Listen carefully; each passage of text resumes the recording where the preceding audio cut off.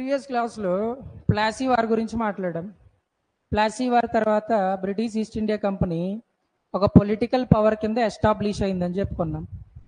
దానికి కంటిన్యూస్గా ఇప్పుడు మీర్ జాఫర్కి ఇచ్చిన మాట ప్రకారమే బెంగాల్కి నవాబ్ చేశారన్నమాట.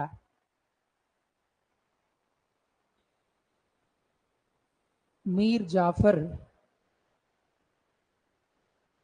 బెంగాల్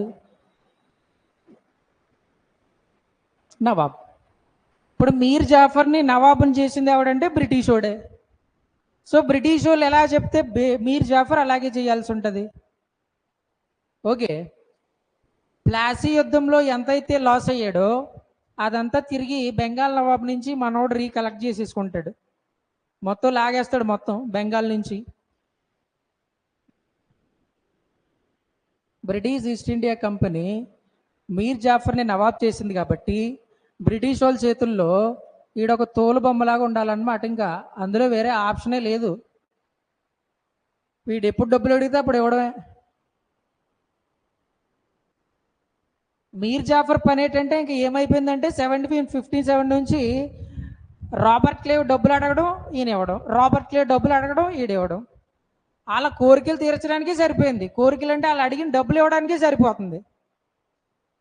ఇలా ఇచ్చుకుంటూ పోతే ఏమైపోద్ది అంటే బెంగాల్లో ఒక ట్రెజరీ ఉంటుంది, విచ్ మీన్స్ ఖజానా అంటాం దాన్నే. బెంగాల్ ఖజానా మొత్తం ఖాళీ అయిపోద్ది ఇలా ఇచ్చుకుంటా పోతేనే. సో మీర్ జాఫర్ ఏం డిసైడ్ అయ్యాడంటే ఇంకా బ్రిటిష్ వాళ్ళకి గిఫ్ట్లు ఇవ్వద్దు, డబ్బులు ఇవ్వద్దు అని ఫిక్స్ అయిపోతాడు. బెంగాల్ ట్రెజరీ నుంచి డిసైడ్ అయిపోతాడు. డిసైడ్ అయిపోయిన తర్వాత వీడు సింగిల్గా ఫేస్ చేయలేడుగా. సింగిల్గా కంపెనీని ఫేస్ చేసే దమ్ము లేదు మీర్ జాఫర్కి. దమ్ము ఉంటే వాళ్ళతో కలేగలడు వీడు. ఓకే, సో ఇక్కడ మీర్ జాఫర్ గారు ఒక స్టెప్ తీసుకుంటాడు. వెళ్ళి అప్పటికే Dutch east India company,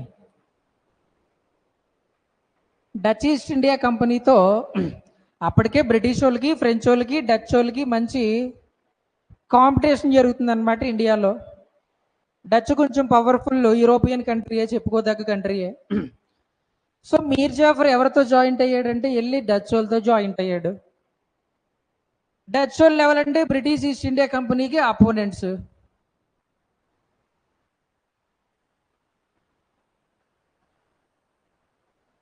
British East India కంపెనీకి ఆపోనెంట్స్ ఎవరంటే డచ్. సో కంపెనీ దీనికి ఇష్టపడలేదన్నమాట. మేము చేసిన బెంగాల్ నవాబు మాకు వ్యతిరేకంగా డచ్ వాళ్ళతో కలిసి మాకు అగెనిస్ట్గా తిరుగుబాటు చేయడం నచ్చక బ్రిటిషు వీళ్ళ మీద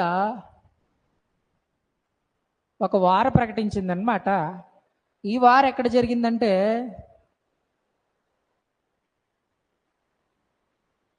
బెంగాల్లో చిన్సూరా అనే ఏరియా ఉంటుంది, అక్కడ జరిగింది. దీన్నే ఇంకొక పేరుతో ఎలా పిలుస్తామంటే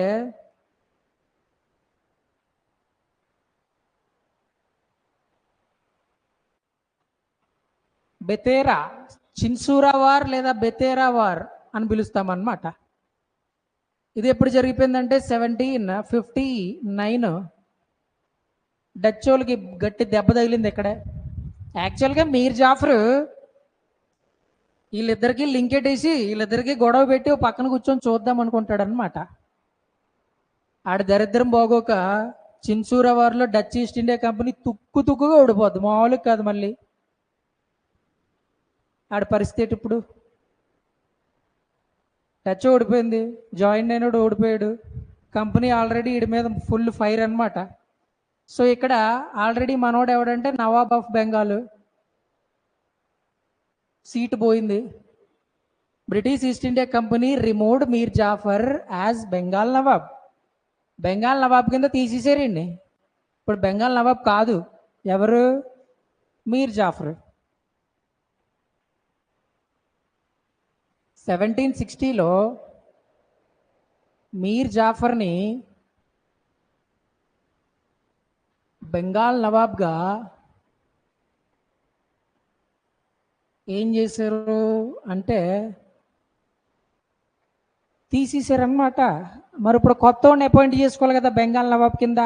ఆడెవడో చూడు. మీర్ జాఫర్కి ఒక అల్లుడు ఉంటాడు. ఆయన పేరే మీర్ కాసిం. మీర్ కాసిం. ఈ మీర్ కాసింని ఏం చేస్తారంటే బెంగాల్ నవాబ్ కింద చేస్తారు. మీర్ కాసిం బెంగాల్ నవాబ్ అయ్యాడు. సో మీర్ కాసిం అయినంత మాత్రాన అక్కడ ఏం మారదు బెంగాల్లో. మీర్ జాఫర్ని ఎలాగైతే కంపెనీ ఓడి నవాబుని చేశాడో, మీర్ జాఫర్ ఎలాగైతే కంపెనీ అడిగిన డబ్బులు ఇచ్చిందో, మీర్ కాసిం కూడా అదే చేయాలా. ఓకే, చాలా రోజులు అదే జరుగుతుంది ఇక్కడ. బ్రిటిష్ ఈస్ట్ ఇండియా కంపెనీ మీర్ కాసిం నుంచి, అంటే బెంగాల్ ట్రెజరీ నుంచి గిఫ్ట్లు అడుగుతాడు, డబ్బులు అడుగుతాడు, ఎప్పుడు కావాలితే అప్పుడు అడుగుతాడు. అటు ఇవ్వాల్సిందే, అందులో డౌట్ ఏట్ లేదు. ఇంకా ఒకవేళ ఏమనంటే ఆడికి నెక్స్ట్ బర్త్డే ఉండదు అనమాట. ఇప్పుడు మీర్ కాసిము బ్రిటిష్ ఈస్ట్ ఇండియా కంపెనీ కోరికలు తీర్చే పనిలో ఉన్నాడు. కోరికలు తీర్చడం అంటే వాళ్ళు అడిగిన బహుమతులు ఇచ్చే పనిలో ఉన్నాడు. అడిగిన బహుమతులు ఇచ్చే పనిలో ఉంటాడు. కొన్ని రోజుల తర్వాత 1760 మన పెద్ద ఆయన ఉన్నాడు కదా ఇక్కడ, హెడ్ మాస్టర్ రాబర్ట్ క్లైవ్. ఈయన ఏం చేస్తాడంటే he got back to his country. London వెళ్తాడు, బ్రిటన్ వెళ్తాడు అనమాట. అంటే ప్రజెంట్ ఇండియాలో రాబర్ట్ క్లైవ్ లేడు. ఎక్కడున్నాడు? బ్రిటన్లో ఉంటాడు. ఇండియా మే నై, బ్రిటన్ మే. మీర్ కాసిం దీన్ని అడ్వాంటేజ్ తీసుకుంటాడు అనమాట. ఈయన కూడా ఫీల్ అవుతాడు కదా, ఎప్పుడు వాళ్ళు అడిగిన డబ్బులు ఇవ్వడం, వాళ్ళ కింద పబ్బేట్ కింద పనిచేయడం కొంతకాలం వరకే ఉంటుంది ఎవరికన్నానే. ఓకే, సో మీర్ కాసిం బ్రిటిష్ వాళ్ళకి వ్యతిరేకంగా తిరుగుబాటు చేయాలని డిసైడ్ అయిపోతాడు. అయిపోయాడు కూడా ఆల్రెడీ. డిసైడ్ అయిపోయి ఆ ప్రాసెస్లో ఉంటాడు. ఏ ప్రాసెస్లో అంటే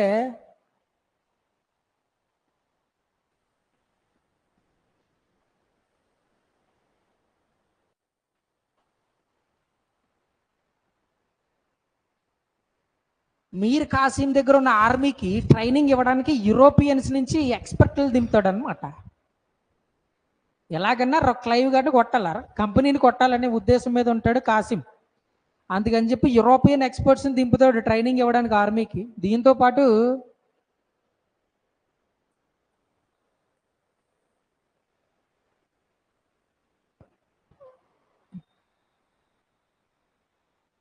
మిర్జాపూర్లో మున్నాభయ్యాలకి ఫ్యాక్టరీ ఉన్నట్టే గన్ ఫ్యాక్టరీ పెడతారనమాట. గన్నులు తయారు చేసి ఫ్యాక్టరీ పెడతారు మీర్ కాసిం వాళ్ళను. సో ఇంకొక రీఫార్మ్ ఏంటంటే, ఇది చాలా ఇంపార్టెంట్. ఇది ఇక్కడ బ్రిటిష్ ట్రేడర్స్ ఉన్నారు, ఇక్కడ ఇండియన్ ట్రేడర్స్ ఉన్నారు.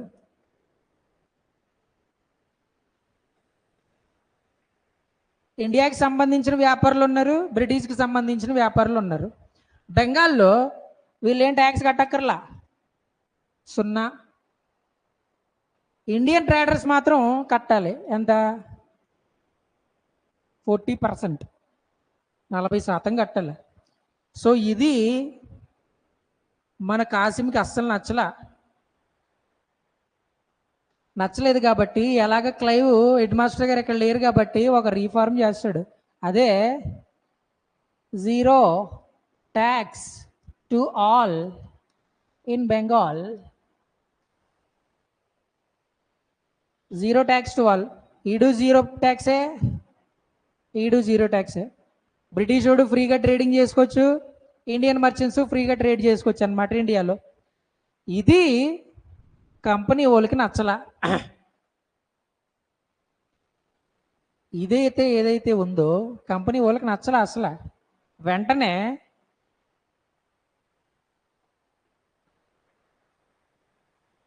1763 ఇప్పుడు ఎవడు నవాబు? మీర్ కాసిం. ఈ మీర్ కాసిం గారిని ఏం చేస్తారంటే బెంగాల్ నవాబ్ స్థానం నుంచి సాగనంపుతారనమాట. He was no more Bengal Nawab, he was removed. వెళ్ళిపోయినోడు కుదురుండకుండా ఏం చేశాడో చూడు ఇప్పుడు మీర్ కాసిం గారు. అదే మీర్ కాసిం గారు ఏం చేశారో చూడండి. మీర్ కాసిం బెంగాల్ నుంచి వెళ్ళి first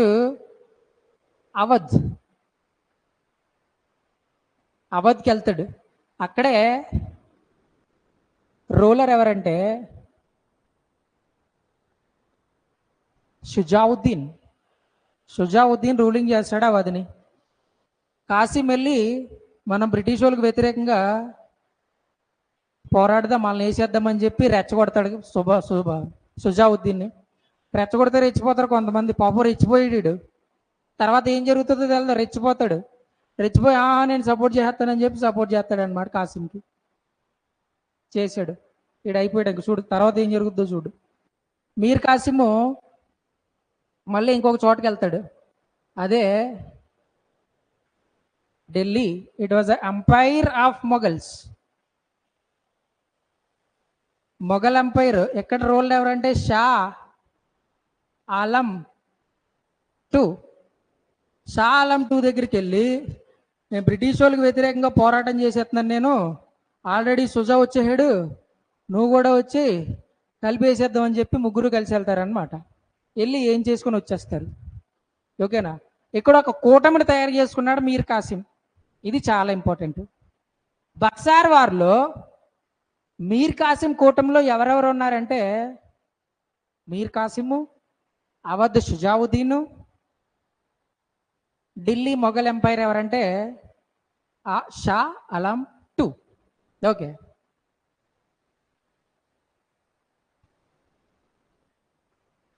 Buxar war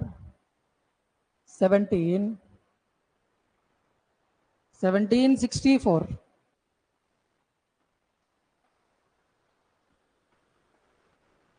October 22nd in the village of Buxar of Bihar. అది అక్టోబర్ 22, 1764 బక్సార్ అనే గ్రామంలో ఒక పెద్ద యుద్ధం జరిగిందనమాట. అదే ఎవరెవరికినంటే ఇటు సైడ్ ఏమో ఎవరున్నారు, ఇటు సైడ్ అలయన్స్ కూటమి ఉంది కదా, ఈ కూటమిలో ఫస్ట్ పర్సన్ మీర్ కాసిం, రెండో పెద్ద మనిషి పేరు షుజా,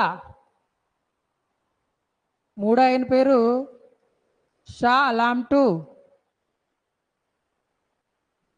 ఇది ఒక side. On the other side ఇంకో దిక్కున ఎవరున్నారంటే బ్రిటిష్ ఈస్ట్ ఇండియా కంపెనీ ఉంది. మరి ఇప్పుడు రాబర్ట్ క్లైవ్ లేడుగా, ఇండియాలో లేడు రాబర్ట్ క్లైవ్. కాబట్టి బ్రిటిష్ ఈస్ట్ ఇండియా కంపెనీని ఎవరు లీడ్ చేశారంటే hectare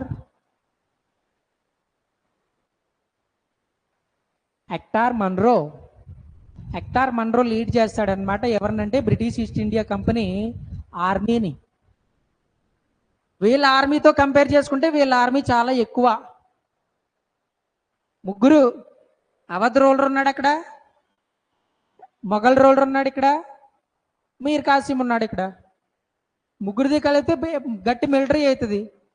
so British East India కంపెనీతో కంపేర్ చేసుకుంటే అలయన్స్ మిలిటరీ అనేది చాలా స్ట్రాంగ్. కానీ ఇదే రోజు బ్రిటిష్ ఈస్ట్ ఇండియా కంపెనీ ఈ ముగ్గురు కూటమిని తుక్కు కింద పడతారు, మామూలు కొట్టరు. మరి యుద్ధం సగం అయ్యేటప్పటికి, యుద్ధం స్టార్ట్ అయ్యి కొంతసేపు అయ్యేటప్పటికి మీర్ కాసిం గడు యుద్ధంలో ఎక్కడ కనపడ్డు. స్టార్ట్ చేసిందే ఆడు, అళ్ళిపోయి పారిపోయాడు అనమాట. ఇప్పుడు బుక్ అయిపోయింది ఎవరు, వీళ్ళు ఓకే వేసేద్దాం అని వచ్చారు పాపం సుజావుద్దీన్ షా ఆలం టూను వేసేసారు. ఎవరో వీళ్ళు కాదు, వీళ్ళు వేసారు. ఓకే, ఇక్కడ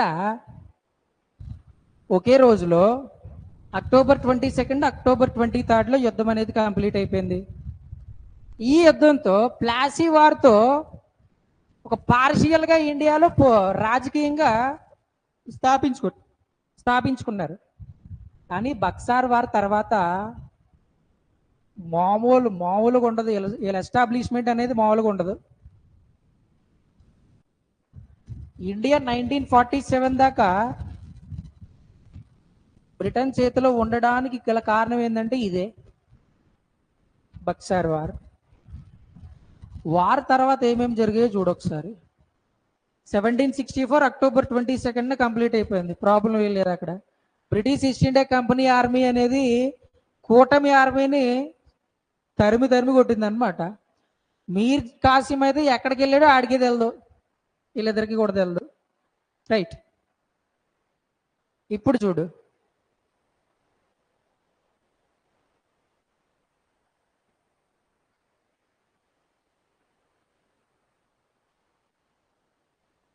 అక్టోబర్లో వార్ ఫినిష్ అయిపోయింది.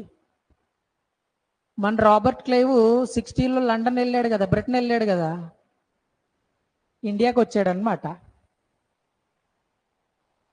రాబర్ట్ క్లైవ్ ఇండియాకి వచ్చాడు. ఇప్పుడు రాబర్ట్ క్లైవ్ నుంచి ఒక కబురు వెళ్ళింది అనమాట. ఎవరికి? మీర్ కాసింకి, సుజావుద్దీన్కి, షా ఆలం టూకి, మీరు ముగ్గురు అర్జెంటుగా అలహాబాద్ రండి అని చెప్పాడు అనమాట. ఎక్కడికి?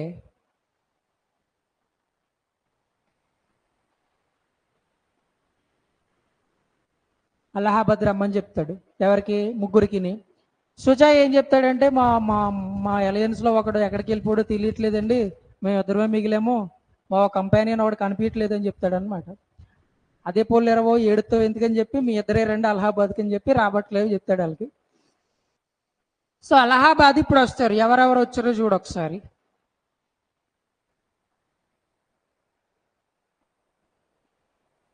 ఇక్కడ ఉన్నది రాబర్ట్ క్లైవ్.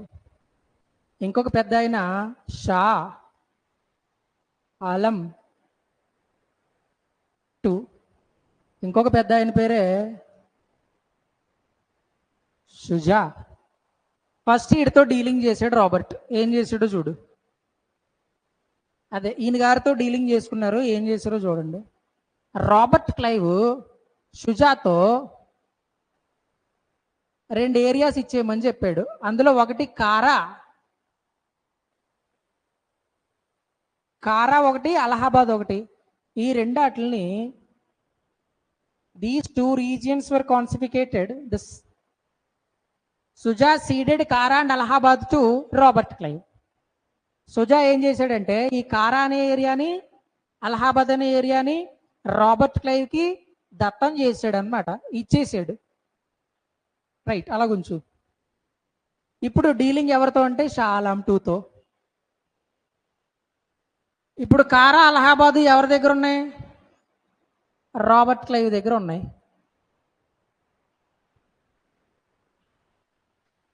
షుజా దగ్గర తీసుకున్న కారా, అలహాబాద్ని రాబర్ట్ క్లైవ్ షా ఆలం టూకి ఇస్తాడనమాట. చూడు ఎక్కడి నుంచి ఎక్కడి దాకా వచ్చాయి ఈ రెండును. షుజాగాడివి ఈ రెండును రాబర్ట్ క్లైవ్కి సరెండర్ చేశాడు. రాబర్ట్ క్లైవ్ ఏమో మళ్ళీ ఎవరికి ఇచ్చాడంటే షా ఆలం టూకి ఇచ్చాడు.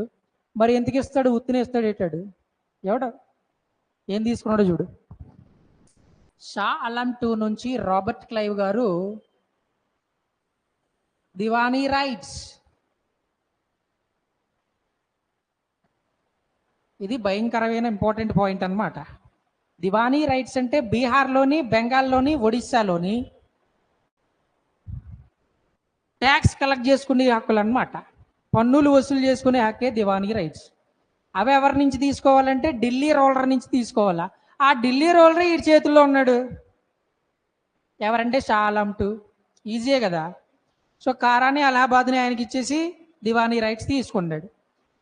ఈ సంధిని, ఈ ఒప్పందాన్ని ఏమని పిలుస్తామంటే, ఎక్కడ జరిగింది ఇదంతా? ఎక్కడికి రమ్మన్నాడు క్లైవ్? అలహాబాద్ రమ్మన్నాడు. అందుకే దీన్నేమో ట్రీటీ ఆఫ్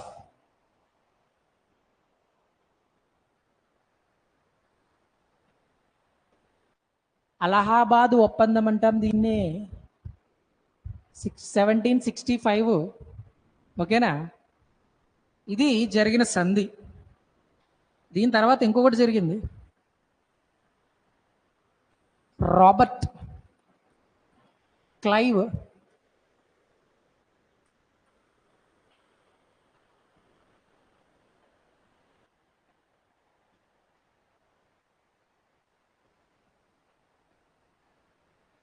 క్లైవ్ బెంగాల్లో డయార్కీ సిస్టమ్ని తీసుకొస్తాడు. అదేంటంటే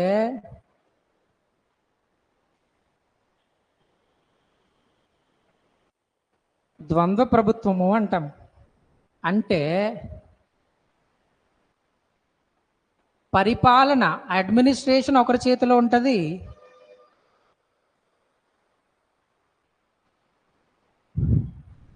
పన్నులు వసూలు చేసుకునే రైట్ ఒకరి చేతిలో ఉంటుంది అన్నమాట.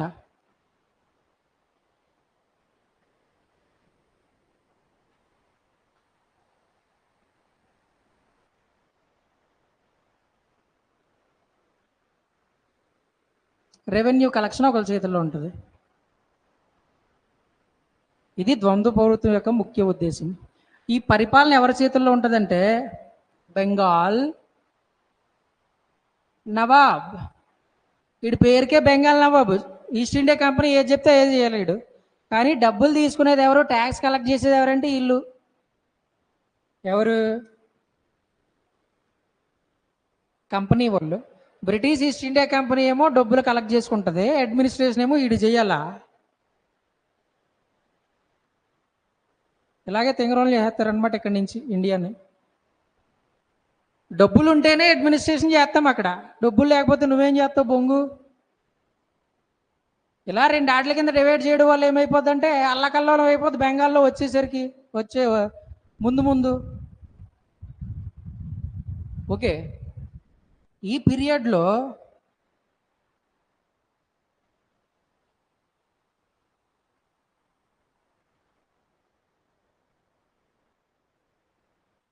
బెంగాల్ నవాబ్ ఎవరంటే మళ్ళీ మీర్ జాఫరే. ఎందుకో చూడు మళ్ళీ చూడండి. సిరాజ్, ప్లాసీ వార్లో సిరాజ్ చచ్చిపోయిన తర్వాత బెంగాల్ నవాబ్ అయింది ఎవరంటే మీర్ జాఫర్ 1757లో అయ్యాడు. అయ్యి 1760లో ఈయన తీసేశారు.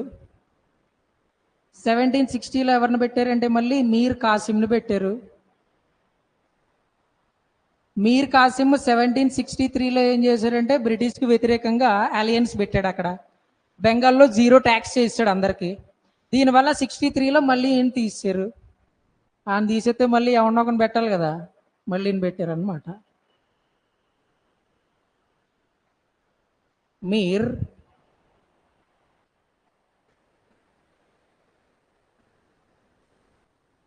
అంటే బక్సార్ వార్ జరిగే టైంకి బెంగాల్ నవాబ్ ఎవడన్నాడంటే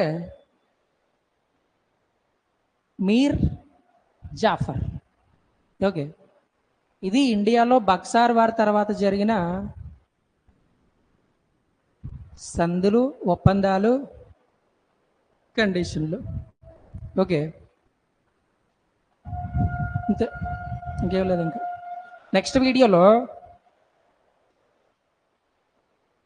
1793 రెగ్యులేటింగ్ యాక్ట్ గురించి సారీ